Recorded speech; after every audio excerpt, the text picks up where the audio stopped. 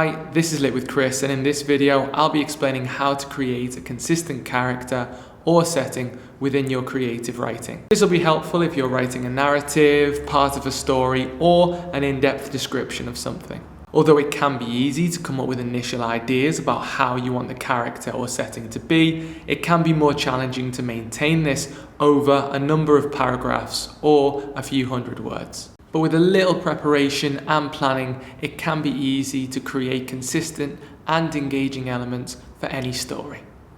The first thing to familiarise ourselves with are the four most common parts of speech in English, namely nouns, verbs, adjectives and adverbs.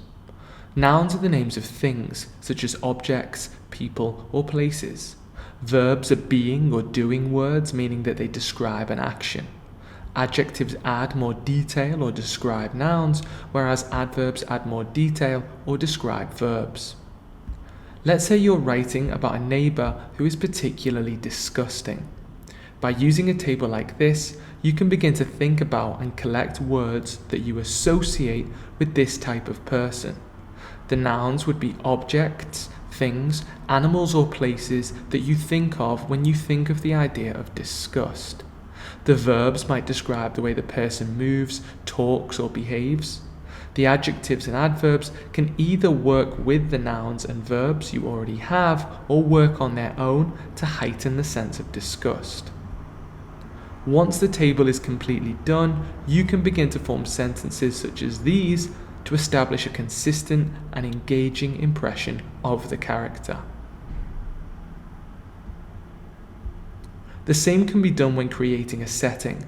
If you were wanting to create a place that seemed busy or chaotic, then you can repeat the process in the same manner.